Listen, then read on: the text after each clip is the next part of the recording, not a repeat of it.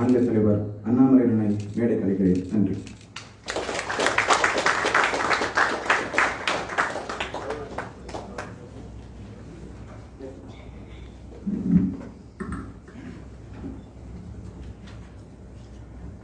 அன்பார்ந்த சகோதர சகோதரிகளே, இந்த அற்புதமான மாலை நேரத்திலே உங்களுடைய நேரத்தை கொடுத்து நியூ இந்தியா போரத்தினுடைய நிகழ்ச்சிக்காக இங்கே வந்திருக்கின்றீர்கள்.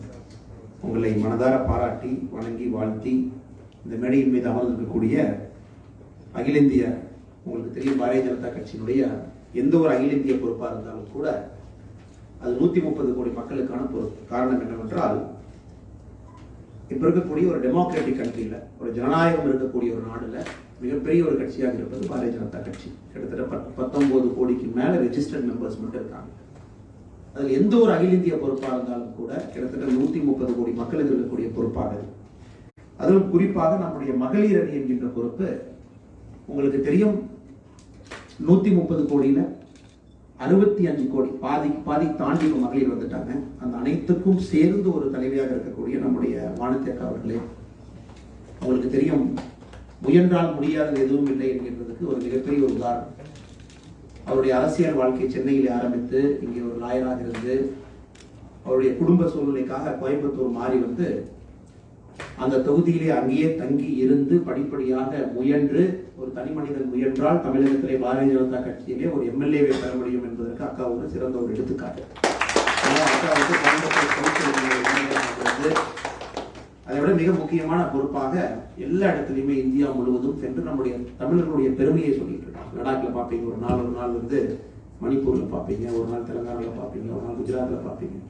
அது அனைத்தும் கூட நமக்கு கிடைத்திருக்கக்கூடிய பெருமையாக நான் கருதுகின்றேன். அக்கா பக்கத்திலிருந்து இந்த நிகழ்ச்சியை பங்கு பெறுவதில் எனக்கு ஒரு மிகப்பெரிய பெருமையாக கருதுகின்றேன்.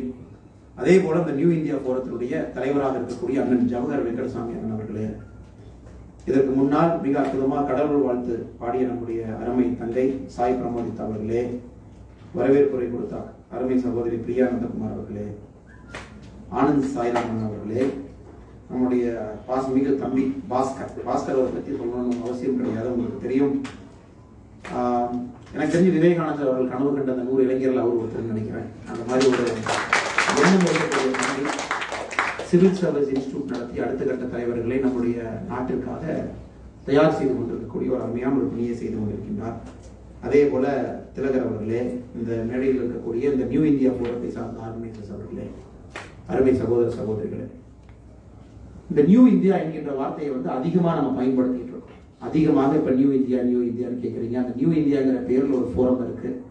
அற்புதமான நிறைய வேலைகளை செஞ்சிருக்கிறாங்க. மத்திய அமைச்சர்கள் இருந்து முக்கியமான திங்கர்ஸ் கொண்டு வந்து முக்கியமான தலைப்பில் உங்கள்கிட்ட பேச வச்சிருக்காங்க. இந்த நியூ இந்தியா என்பது என்ன? கிட்டத்தட்ட நீங்க அந்த ஓல்டு இந்தியாவையும் பார்த்திருப்பீங்க. 1947 இருந்து தொடர்ச்சியாக 70 ஆண்டு காலம் இருந்த ஒரு இந்தியாவை பார்த்திருப்பீங்க. 2014 இருந்து ஒரு புதுவிதமான ஒரு இந்தியாவையும் பார்த்திருப்பீங்க. தமிழ்நாட்டில் அதிகம் பேசப்படாத இந்த நியூ இந்தியா, இந்த நியூ இந்தியா என்ன அப்படிங்கிறது முதல்ல பேசணும் அப்படிங்கிறது என்னுடைய ஒரு ஆசை. ஏன்னா உங்களுடைய கேள்விகள் அது சம்பந்தமா இருக்கலாம். அதனால் நீங்க கேள்வி எங்களுக்கு ஒரு அச்சாரமாக கேள்வி கேட்பதற்கு முன்பு ஒரு 20 நிமிடம் உங்களுடன் உரையாடி விட்டு கேள்வியை நாங்கள் வந்து எடுத்துக்கிறோம். எனக்கு தெரியும், நான் வந்து IIM லக்னோவில் என்னுடைய MBA படிக்க செல்லும் பொழுது 2008 நவம்பர் 26ஆம் தேதி மும்பை அட்டாக் நடந்தது. அன்னைக்கு எனக்கு ஞாபகம் இருக்கு. கிளாஸுக்கு போகணும், கிளாஸுக்கு போறக்கா மெஸ்ஸுக்கு போய் காலைல சாப்பிட்றதுக்காக சாப்பிட்டுட்டு போறதுக்காக இருக்கும் பொழுது இந்த மாதிரி வந்து துப்பாக்கி சூடு, ஹோட்டல்லாம் ஹாஸ்டேஜ் எடுத்திருக்காங்க. நைட்டு வந்து ரயில்வே ஸ்டேஷன்ல எல்லா இடத்துலையும் பார்த்தீங்கன்னா அப்பாவி மக்கள் கொல்லப்பட்டிருக்கின்றார்கள் என்று ஒரு டிவியில் வந்து லைவ் வருது. எத்தனை பேருக்கு ஞாபகம் இருக்கும் தெரியல. நான் சொல்றது 13 ஆண்டுகளுக்கு முன்னால். அதையெல்லாம் நம்ம 24 மணி நேரம் டிவியில் தொடர்ந்து பார்க்குறோம், என்ன நடக்குது, நம்ம நாடு எந்த நிலைமையில் இருக்கு அப்படின்னு. அது 24 மணி நேரம் முடிந்து 48வது மணி நேரமும் முடிந்து ஃபைனலாக உள்ள போய் நம்முடைய கமாண்டோ படைகள் சென்று நம்முடைய சந்தீப் உன்னிகிருஷ்ணன் போன்ற மிகப்பெரிய தியாகிகள் வந்து உயிரை கொடுத்து அதை ஃபுல்லாக வந்து கிளியர் பண்ணி நமக்கு சானிடைஸ் பண்ணி கொடுக்குறாங்க. அந்த 48 மணி நேரம் பார்த்தீங்கன்னா நிறைய கேள்விகள் நம்ம கேட்குறோம். நம்முடைய நாட்டில் சொந்தமாக ஒரு திறந்து வீட்டுக்குள்ள யாரோ வந்து நம்ம மக்கள் அடிக்கிற மாதிரி அடிச்சுட்டு போகிறோம், ஒரு கேள்வி கூட நம்ம திரும்ப கேட்கலையே அப்படிங்கிற ஒரு ஆதங்கம் எல்லா மக்களுக்குமே இருக்குது. அதன் பின்பு ரேண்ட் கார்பரேஷன் அப்படின்னு அமெரிக்காவில் இருக்கக்கூடிய ஒரு திங்க் டேங்க் வந்து இதை முழுவதும் ஆராய்ந்து ஒரு கேஸ் ஸ்டடியாக ப்ரெசென்ட் பண்ணாங்க. ஒரு 6-7 பேஜஸ் ஒரு டாக்குமெண்ட் எழுதி என்ன பிரச்சனை, ஏன் அந்த மும்பை அட்டாக் நடந்தது, இந்திய அரசு என்ன தவறு செஞ்சாங்க அப்படின்னு. அதை நீங்க படிச்சீங்கன்னா தெரியும். நம்முடைய ஓல்டு இந்தியாவில் என்னென்ன கேரக்டர் இருந்துச்சோ எல்லாமே அந்த மும்பை அட்டாக்ல நம்ம செய்த தவறுகள் வந்து அந்த கேஸ் ஸ்டடியில் எழுதியிருப்பாங்க. அதாவது ஒரு இன்டெலிஜென்ஸ் ஃபெயிலியர். அட்டாக் நடக்கும் பொழுது யாரோ 2 பேர் பட்டாசு வெடிக்கிறாங்க அப்படின்னு ஃபர்ஸ்ட் 2 மணி நேரம் மும்பை போலீஸ். அதுக்கப்புறம் 2 கேங்கு மும்பையில் 2 கேங்கு சண்டை போட்டுக்கிறாங்கன்னு ஒரு இது. அதுக்கப்புறம் கிட்டத்தட்ட ஒரு 8 மணி நேரம் 9 மணி நேரம் கழிச்சு அவங்களுக்கு தெரியுது இது ஒரு organised terror attack, Pakistan backed ISI backed attack. அது தெரியும் பொழுது 10-11 மணி நேரம். அதுக்கப்புறம் வந்து பிரைம் மினிஸ்டர் தலைமையிலான கிரைசிஸ் மேனேஜ்மெண்ட் குரூப்பை மிட் நைட்ல எழுப்பி அந்த குரூப்ல மீட்டிங் போட வச்சு உடனே என்எஸ்ஜியை ரஷ் பண்ணணும். என்எஸ்ஜி அப்படிங்கிற நம்ம கமாண்டோ ஃபோர்ஸ் இருக்கிறது வந்து குர்கான்ல ஹரியானாவில் இருக்காங்க. அவங்களை கொண்டு வரக்கு விமானம் கிடையாது. அவர்களுக்காக கொடுக்கப்பட்ட விமானம் வந்து சண்டிகர்ல நின்று இருக்கு. ஸோ அதுக்காக ஒரு 6 மணி நேரம் வெயிட் பண்ணி அந்த விமானத்தை சண்டிகர்ல இருந்து திரும்ப இங்க மனேசர் ஹரியானா கொண்டு வந்து திரும்ப அவங்களெல்லாம் ஏற்றி மும்பையில் இறக்கும் பொழுது அவர்களை மும்பை ஏர்போர்ட்ல இருந்து கமாண்டோவை தாஜ் ஹோட்டல கொண்டு போறதுக்கு வண்டி கிடையாது. அங்க வந்து பார்த்தா கோஆர்டினேஷனுக்கு ஆள் கிடையாது, ஃப்ளோர் மேப் கிடையாது, ப்ரீஃபிங் பண்றதுக்கு லோக்கல் இன்சிடென்ட் கமாண்டர்னு சொல்லுவாங்க அவங்க கிடையாது. அதுக்கப்புறம் ஒரு பிஎம்டிசியில் இருக்கக்கூடிய ஒரு மும்பை பஸ்ஸை பிடிச்சிட்டு ரோட்ல போன பஸ்ஸை பிடிச்சிட்டு வந்து அந்த பஸ்ஸில் இருக்கிற பேசஞ்சர் இறக்கி அதுல கமாண்டோவை ஏற்றி கொண்டு போய் தாஜில் இறக்கி விட்டு உள்ள போய் ஆப்ரேட் பண்ணுங்கன்னு சொல்லி ஃப்ளோர் பிளான் கிடையாது, எதுவுமே இல்லாம கிட்டத்தட்ட இதெல்லாம் நடந்து முடியும் பொழுதே 30-35 மணி நேரம். சந்தீப் உன்னிகிருஷ்ணன் மாதிரி நாட்டுக்காக வேலை செய்தவர்கள் பார்த்தீங்கன்னா போல்டா எந்த ஒரு ஐடியாவுமே இல்லாம அவங்களுடைய டீம்மேட்ஸ்ட வந்து கவர் ஃபயர் கொடுக்க சொல்லி நான் முன்னாடி போனேன், நீ ஜஸ்ட் கவர் ஃபயர் மட்டும் கூடிய. ஏன்னா அவங்களுக்கு அடுத்து எங்க டேர்ன் இருக்குன்னு தெரியாது, எந்த விண்டோ இருக்குன்னு தெரியாது, யார் எங்க ஒளிஞ்சிருப்பாங்கன்னு தெரியாது. ஆனா டெரரிஸ்ட் எல்லாம் மேப் பண்ணி பக்காவா அவங்க ஒரு பொசிஷன் எடுத்திருக்காங்க. அதை ரிஸ்க் எடுத்து அவ்வளவு நண்பர்கள் அந்த நார்கோஸ் என்று சொல்லக்கூடிய மார்கோஸ் கமாண்டோஸ் எல்லாம் இறந்து ஃபைனலா சேவ் பண்ணாங்க. ஸோ இதில் ஒரு விஷயம் பார்த்தீங்கன்னா ஒரு கவர்மெண்ட் லெத்தார்ஜி, அரசுக்கு அக்கறையின்மை, ஒரு அட்வான்ஸ் பிளானிங் கிடையாது, தொலைநோக்கு பார்வை இல்லை, ஒரு இஷ்யூ நடந்ததுன்னா ஹேண்டில் பண்ணக்கூடிய எபிலிட்டி இல்லை, அதை இன்டர்நேஷனல் ஃபோரம்ல அதுக்கு தக்க பதிலடி கொடுக்கக்கூடிய திறமை இல்லாத ஒரு அரசு. இந்த மாதிரிலாம் இந்தியாவில் எல்லாமே பியூரோக்ராட்டிக் கல்ச்சர், இந்த மாதிரி பல மிஸ்டேக்ஸ் இருக்கும்.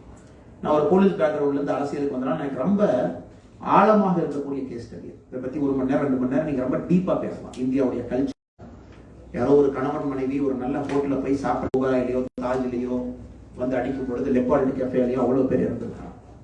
அதுதான் இப்ப இந்தியாவா இருந்துச்சு. அந்த அன்னைக்கு பாத்தீங்கன்னா நம்ம இந்தியாவுடைய ஹோம் மினிஸ்டர் வந்து 3 முறை அவர் போட்டிருக்கிற சட்டையும் பேண்ட்டையும் மாத்திட்டார். காலையில இன்டர்வியூ கொடுக்கும்போது ஒரு ஷர்ட் பேண்ட், மத்தியானம் ஹோம் மினிஸ்டர் இன்டர்வியூ கொடுக்கும்போது ஷர்ட் பேண்ட், சாயந்தரம் ஒரு இன்டர்வியூ கொடுக்கும்போது ஒரு ஷர்ட் பேண்ட். அப்படிதான் பொலிட்டிக்கல் கிளாஸ் இருந்தான். விஐபி கல்ச்சர், ஒரு பெரிய அக்கறையின்மை. அந்த ஹோம் மினிஸ்டருடைய தெரிஞ்ச ஒரு பையன், அவருக்கு வந்து ஒரு மும்பையுடைய பிலிம் டைரக்டர் தெரியும். அந்த பிலிம் டைரக்டர் இந்த அட்டாக் நடக்கும்போது அடுத்த கட்ட ஷூட்டிங்க்கு பிளான் பண்ணிட்டார். அப்பயே போய் ஸ்பாட்டை பார்க்கணும்னு சொல்லிட்டு ஒரு பக்கம் கமாண்டோ எல்லாம் கிளியர் பண்ண இன்னொரு பக்கம் மும்பையில் இருக்கக்கூடிய ஒரு சினிமா குரூ போய் அதெல்லாம் போட்டோ எடுத்துட்டு இருக்காங்க. ஏன்னா அடுத்தது வச்சு படம் எடுத்தோம்னா நமக்கு அந்த ரியல் லைஃப் சீன்ஸ் வேணும் எப்படின்னு நம்ம பார்க்கணும். அப்படிப்பட்ட ஒரு நாடாகத்தான் இந்தியா இருந்தது. கரப்ஷன் வேர்ல்டு லெவல்ல பாத்தீங்கன்னா ஒரு தலைமுடிவு, இந்தியா என்கின்ற பெருமைன்னு நம்ம சொல்ல முடியாத ஒரு நிலைமை. வெளியே ஒரு துபாய் மாதிரி ஏர்போர்ட்ல போனீங்கன்னா இந்தியா நீ சைட்ல வா, செகண்ட் ஃபிஸ்கிங் பண்ணணும், நீ எதாவது ஸ்மகிள் பண்ணியிருப்ப, நீ தங்கத்தை கொண்டு வந்திருப்ப, ஹெராயின் ஸ்மகிள் பண்ணுவேன், 2வது பாடி அப்படிதான் இருந்துச்சுங்க. நம்ம நாடு அப்படிதான் இருந்துச்சு. ஆனா இந்த நியூ இந்தியா பாத்தீங்கன்னா அப்படியே ஃபண்டமெண்டலா மாறிடுச்சு.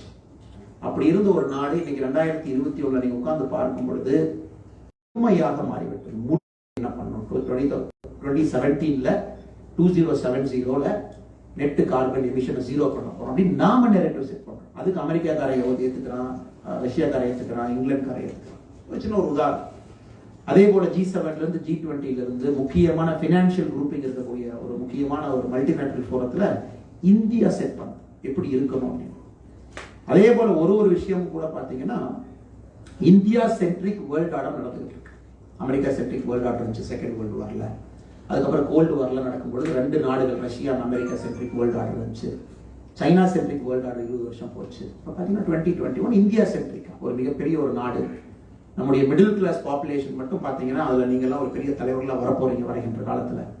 நம்முடைய இந்தியாவுடைய நெட் மிடில் கிளாஸ் வந்து யூரோப்பினுடைய டோட்டல் பாப்புலேஷனை விட அதிகமாக இருக்கும். அமெரிக்காவுடைய பாப்புலேஷனோட நம்முடைய மிடில் கிளாஸ் மட்டும் 3 மடங்கு இருக்கு. அந்த மாதிரி ஒரு மிகப்பெரிய ஒரு டெமோகிராபிக் டிவிடெண்ட், அவ்வளவு பெரிய ஒரு கோல்டு மைன். இளைஞர்கள், வயசு கம்மியாக இருக்கக்கூடிய இளைஞர்கள் அவ்வளவு பெரிய கோல்டு மைனை வச்சு இந்த இந்தியா இருக்கு. அதனாலதான் நியூ இந்தியா அப்படிங்கிற வார்த்தையை பயன்படுத்தும். இது ரொம்ப ஃபியர்லெஸ்ஸான இந்தியா, யாரை வேணாலும் டேக் ஆன் பண்றதுக்கு ரெடியாக இருக்கக்கூடிய இந்தியா, உலக அரங்கில் நெரேட்டிவ் செட் பண்ணக்கூடிய இந்தியா. அதனாலதான் பாத்தீங்கன்னா இந்தியாவை டார்கெட் பண்ணி அதிகமான அட்டாக்ஸ் இப்ப நடக்குது. இதுமே டைம் மேகசின்ல ஒரு நியூயார்க் டைம்ஸ்ல இந்தியாவை பத்தி பேசாதவங்க இப்போ இந்தியாவை பத்தி பேசுறாங்க. டைம் மேகசின்ல ஒரு விவசாயிகள் ப்ரொடெஸ்ட் பண்றாங்க அப்படின்னா அந்த டைம் மேகசின்ல கவர் பண்றாங்க. நியூயார்க் டைம்ஸ் வரல அதை பத்தி போடுறாங்க. ஒரு ஆர்டிகல் எக்கனாமிக்ஸ்ல எழுதுறான். அது உலக அரங்கில் யாரோ ஒரு ரிஹானா மாதிரி ஒரு பெரிய ஆக்ட்ரஸ் ட்வீட் பண்றாங்க. இதற்காக இதுவரைக்கும் இந்தியா வந்து ஸ்னேக் சாம்பர் மட்டும் தான் நீங்க சொல்லிட்டு இருந்தீங்க. நாங்கெல்லாம் பாம்பாட்டின்னு தான் நீங்க சொன்னீங்க. பாம்பு வச்சு என்ன அப்படின்னா அடுத்த 25-30 வருஷத்துல the world order வந்து இந்தியாவுடைய பக்கம் நகர்ந்து விடும் எல்லாருக்குமே தெரியும். It is moving towards India and very rapid. Manufacturing நம்ம பக்கம் வர ஆரம்பிச்சிருச்சு. குவாலிட்டியான சர்வீஸ் இண்டஸ்ட்ரியை பில்ட் பண்ணிட்டு இருக்கோம். Very stable politics. அதாவது 2004க்கு முன்னால் 7 வருஷத்துல 8 பிரைம் மினிஸ்டர் பார்த்த ஒரு நாடு. இன்னைக்கு காலையில் இந்தியன் எக்ஸ்பிரஸ்ல நம்முடைய குருமூர்த்தி ஜி அற்புதமா ஒரு ஆர்டிகல் எழுதியிருப்பாரு. எத்தனை பேர் படிச்சீங்கன்னு தெரியல. சென்ட்ரல் பேஜில் எழுதியிருப்பாரு. அவ்வளவு பொலிட்டிக்கல் இன்ஸ்டபிலிட்டி, ஹையஸ்ட் கரப்ஷன் இருந்த ஒரு நாடு. எந்த பிசினஸ் ஆரம்பிக்கணும்னா டெல்லியில போய் மினிஸ்டர் பார்க்கணும்னா 20% கமிஷன் இருந்த ஒரு நாடு.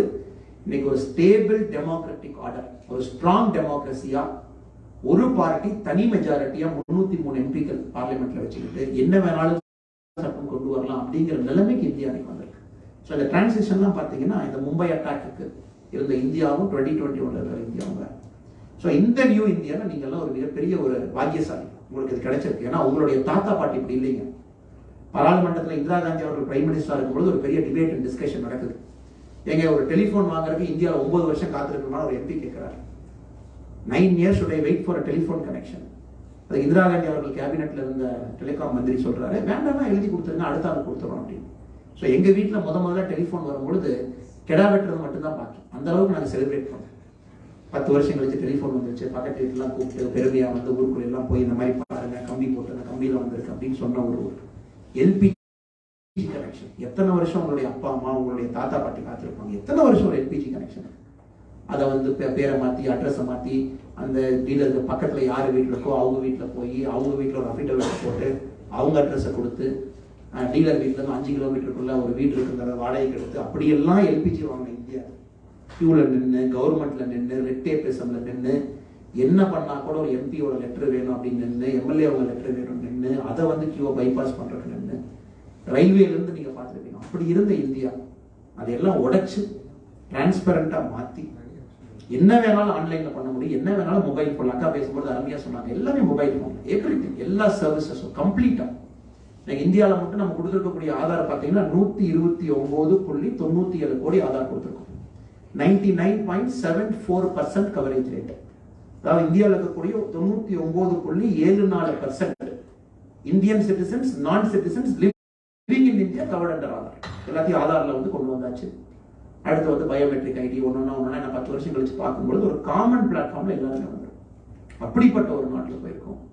2014ல மோடிஜி பிரைம் மினிஸ்டர் வரும் பொழுது 18,000 கிராமங்கள் இந்தியாவில் சுத்தமா கரண்ட் இல்லாம இருந்துச்சு. 18,000 கிராமத்துல கரண்ட் பார்க்காத கிராமம். அதை வந்து 1000 நாள் ஒரு டார்கெட் வச்சு 18,000 கிராமத்துக்கும் கரண்ட் கொடுத்து, so India is a country where எந்த வில்லேஜும் கரண்ட் இல்லைன்னு இன்னைக்கு சொல்ல முடியாது. 2020 every single village is electrified. அதே போல நம்ம இன்னைக்கு சொல்றோம், நம்முடைய தாய்மார்கள் சகோதரிகள் என்ன சொன்னாலும் கூட 9 கோடி பேர் இந்த 7 வருஷத்துல தான் முதல்ல எல்பிஜியை பார்க்கறாங்க. இன்க்ளூடிங் என்னுடைய அம்மாவோட அம்மா உட்பட, என்னுடைய அம்மாயி உட்பட முதல்ல இப்பதான் எல்பிஜி அவங்க பார்க்கறாங்க. மழை வர்றதுக்கு முன்னாடி விறகடுப்பு வாங்கி அதை வீட்டில் சேமிச்சு வச்சு, மழை வர்றதுக்கு முன்னாடி அந்த விறகெல்லாம் வெட்டி அதை வந்து நம்ம போத்தி வச்சு, கிராமத்துல பார்த்தீங்கன்னா அவ்வளவு கஷ்டப்பட்டு இருக்க 2014 வரைக்கும் இந்தியா அதை உடைச்சு 9 கோடி பேருக்கு முதல்ல எல்பிஜி கொடுத்துருக்காங்க. முதல்ல 41 கோடி பேர் பேங்க் அக்கௌண்ட் இல்லாம இருந்திருக்காங்க. 41 கோடி பேர் இந்த 7 வருஷத்துல முதல்ல ஒரு simple service like bank account. ஒரு பக்கம் நாம சென்னையில வந்து Swiggy, Ola, Uber, urban club என்ன வேணுமோ ஒரு டச் ஆஃப் மொபைல் ஃபோன் சொல்லி சொல்றோம். நான் கூட வரக்கு முன்னாடி பார்த்தீங்கன்னா ஹேர் கட் பண்ணிட்டு வரேன், அர்பன் கிளப்ல தான் பண்ணிட்டு வரேன். ஆர்டர் பண்ணி வீட்டுக்கு வந்து முடி வெட்டுங்க அப்படின்னு எல்லாமே ஆன்லைன்ல பே பண்ணிடுறேன். ஆனா இன்னைக்கு நீங்க நடக்கிற இது பார்த்தீங்கன்னா 41 பேருக்கு பேங்க் அக்கௌண்ட் இல்லாம ஒரு இந்தியா வாழ்ந்துட்டு இருக்கு. அந்த இந்தியாவை நாம் பார்க்கறோம். இவ்வளவு விஷயங்கள் நடந்திருக்கு. இது அனைத்துமே ஒரு ஃபண்டமெண்டல் டிரான்ஸ்ஃபர்மேஷன். இப்ப நடந்திருப்பது ஃபண்டமெண்டல் டிரான்ஸ்ஃபர்மேஷன். அதாவது சர்ஃபேஸ் லெவல்ல வந்து கிளீன் பண்ணாம அடித்தளத்துக்கு போய் அதுக்கு உர வச்சு அங்கிருந்து ஒரு விஷயத்தையும் கரெக்ட் பண்ணி ஒரு பிராட் பேஸ்ட் எக்கானமி. சிம்பிளா சொல்லணும்னா 2014ல 3 கோடி இன்கம் டாக்ஸ் பே, 3 கோடி பேர் தான் இன்கம் டாக்ஸ் பே பண்ணாங்க. இன்னைக்கு பாருங்க 7 கோடியே 14 லட்சம் பேர். டபுள் இன்கம் டாக்ஸ் டபுள் பண்ணியாச்சு. 7 வருஷத்துல இன்கம் டாக்ஸ் பே பண்றவங்க டபுள் ஆயிருக்காங்க. என்ன வேணாலும் சொல்லலாம், demonetisation is a big factor. Income tax இவ்வளவு பேர் உள்ள நெட்டுக்குள்ள வந்ததுக்கு, இன்ஃபார்மல் எக்கானமியா ஃபார்மல் எக்கானமியா கொண்டு வந்ததுக்கு income demonetisation is a very very big contributing factor. இந்த மாதிரி நிறைய சொல்லலாம். அதனால அந்த புது இந்தியா அதுக்கு தான் இந்த நியூ இந்தியா ஃபோரம் வச்சிருக்காங்கன்னு நினைக்கிறேன். பிகாஸ் அவங்க அந்த சார்ட்டர் படிக்கும் பொழுது ஃபியர்லெஸ்ஸா நீங்க இருக்கணும். ஒரு பக்கம் நேற்று ட்விட்டருடைய சிஇஓ வந்து பராக் அகர்வால்னு சொல்லிட்டு இந்தியா பாண்ட் இங்க ஐஐடியில படிச்ச ஒரு பையன் ஸ்டான்ஃபோர்ட்ல பிஹெச்டி பண்ணிட்டு ட்விட்டருடைய சிஇஓவா. இன்னைக்கு பார்த்தீங்கன்னா வேர்ல்ட்ஸ் டாப் கம்பெனிஸ் அடோபியா இருக்கலாம், மைக்ரோசாஃப்டா இருக்கலாம், ட்விட்டரா இருக்கலாம், விஎம் வேறா இருக்கலாம், பெரிய பெரிய கம்பெனிஸ் எல்லாமே $100 பில்லியன் மேல இந்தியாவில் ஒரு சாதாரண கிராமத்துல பிறந்து வளர்ந்து ஒரு இடத்துல படிச்சு ஃபியர்லெஸ்ஸா இருக்கக்கூடிய பசங்க இப்போ வேர்ல்டு ஸ்டேஜில் வந்து பெர்ஃபார்ம் பண்ணிட்டு இருக்கு. இது நியூ இந்தியா, எல்லாமே நியூ இந்தியா. ஸோ பேசிக்கா ஒரே வார்த்தையில் சொல்லணும் அப்படின்னா it's a cultural change in mind set. நம்ம மைண்ட் செட் மாறிடுச்சு. முதல்ல போய் கை கட்டி அமெரிக்காக்கார எப்போ கொடுப்போம். சிம்பிள் உதாரணம், மோடிஜி அன்னைக்கு கூட சொன்னார், ஒரு வேக்சினேஷன் உலகத்தில் எங்கேயோ இடத்துல ஸ்மால் பாக்ஸ் வேக்சினேஷன் 1940-50 கண்டுபிடிச்சு இந்தியாவுக்கு 45 வருஷம் கழிச்சு அந்த வேக்சினேஷன் வருது. போலியோ 1967 வேர்ல்டு ஃபுல்லா போட்டாங்க, இந்தியா வரக்கு 30 வருஷம். அது வந்து நமக்கு யார் கொண்டு வரணும், ரோட்டரி இன்டர்நேஷனல் கொண்டு வர்றாங்க, போலியோ வேக்சின் இந்தியா கொண்டு வந்து கிஃப்டா கொடுக்குறாங்க. ஸோ அந்த அளவுக்கு பார்த்தீங்கன்னா ஒரு பெரிய ரெஸ்ட்ரிக்ஷன். எந்த ஒரு நாடுமே இன்னொரு நாடு வளர்றதுக்கு விரும்பாது, ஏன்னா வளர்ந்தாங்கன்னா அவங்க காம்படிட்டர் அப்படின்னு. ஆனால் இன்னைக்கு வேக்சினேஷனை பார்த்தீங்கன்னா வேர்ல்டு ஃபுல்லா வேக்சின் மெட்டீரியல் நாம கொடுத்துட்டோம். சிச்சுவேஷனை ரிவர்ஸ் பண்ணிட்டோம். ஆஸ்திரேலியாக்காரன் புலம்பிட்டு இருக்கான், எனக்கு வந்து ஃபைசர் வந்து டைம் கொடுக்காம இருக்கிறான், சொன்ன ஆர்டர் செய்யாம போயிட்டாங்க. ஆப்பிரிக்கன் நேஷன்ஸ் 64% மக்களுக்கு இன்னைக்கு வேக்சினேஷன் கிடையாது. அது வேக்சின் மைத்திரியில் இந்தியா தான் largest supply. African Nations 64% population they don't have a vaccine now. அதுக்குள்ள 3வது வேவ் வந்துச்சுன்னு சொல்லி சொல்றாங்க. அப்படி இருந்த ஒரு நாடு சொந்தமாக நம்முடைய நாட்டில் வேக்சினை நாம கண்டுபிடிச்சு என்கரேஜ் பண்ணி மேனுஃபேக்சரிங் இந்த ஸ்கேல்ல பண்ணி 118 crore டோஸை போட்டு லாஸ்ட் மைல் பிரச்சனை. இந்தியாவில் பார்த்தீங்கன்னா எப்பவுமே லாஸ்ட் மைல் தான் சொல்லிடுறாங்க. சிட்டி கொண்டு வந்தாங்க, கிராமத்துக்கு கொண்டு போக முடியும். லடாக்ல கடைசி கிராமத்துக்கு கொண்டு போகணும், மணிப்பூர் கடைசி கிராமத்துக்கு கொண்டு போகணும், தமிழ்நாட்டில் கடைசி கிராமத்துக்கு கொண்டு போகணும். அதையெல்லாம் உடைச்சு கோல்டு செயின், சப்ளை செயின் எல்லாத்தையும் உடைச்சு அதை வந்து அவ்வளோ கேர்ஃபுல்லாக டிரான்ஸ்போர்ட் பண்ணி ஒன்னொன்னு பார்த்தீங்கன்னா it's a cultural shift, it's a mind set shift. So இதனால இளைஞர்கள் வந்து now you have to believe, only thing you have to believe. Now politics will change. ஏன்னா பாலிடிக்ஸ் பார்த்தீங்கன்னா எப்பவுமே இட்ஸ் ரிஃப்ளெக்ஷன் ஆஃப் சொசைட்டி. முதல்ல சொசைட்டி மாறும், பின்னாடி politics மாறிட்டே வரும். இப்போ சொசைட்டி மாற ஆரம்பிச்சு, திங்கிங் மாற ஆரம்பிச்சு, மக்கள் டிமாண்ட் பண்றாங்க.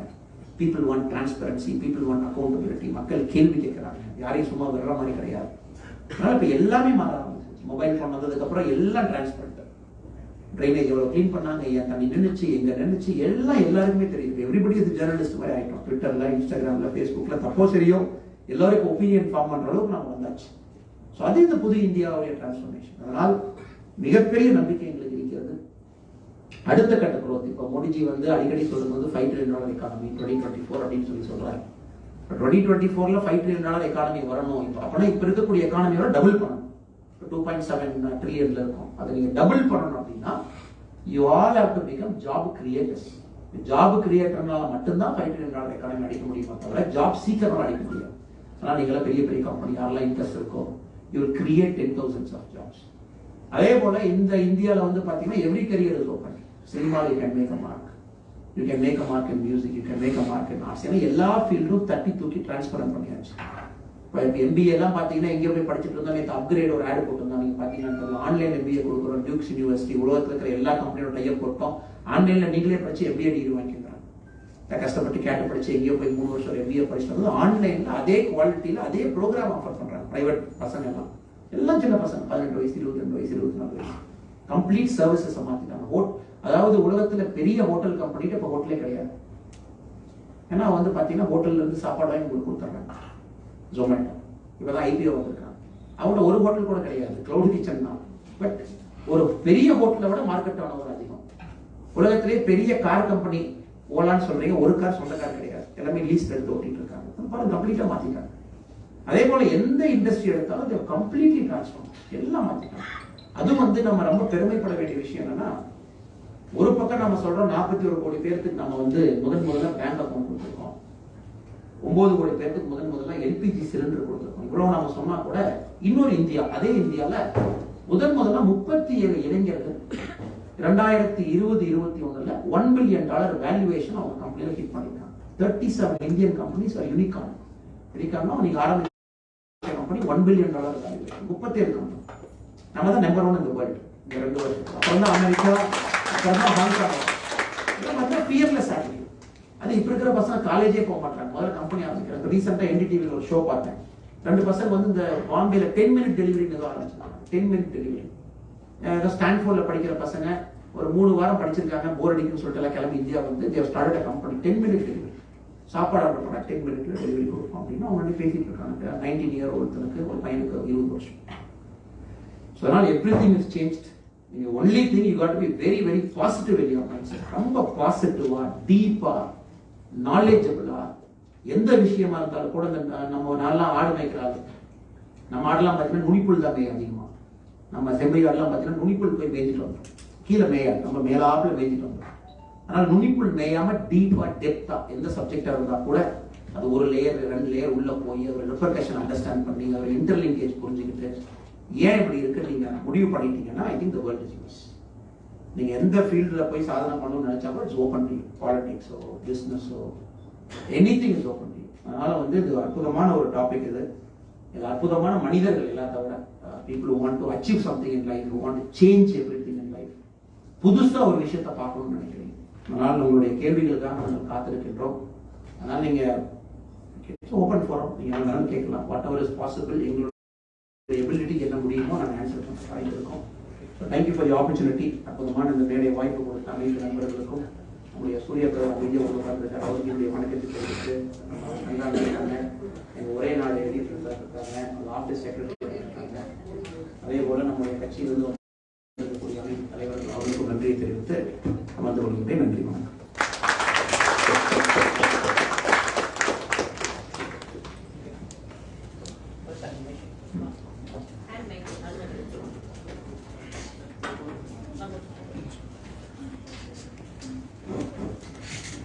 உங்களுடைய கேள்வி இருந்தால் உங்கள் கேள்வி கணைகளை கொடுக்கலாம்.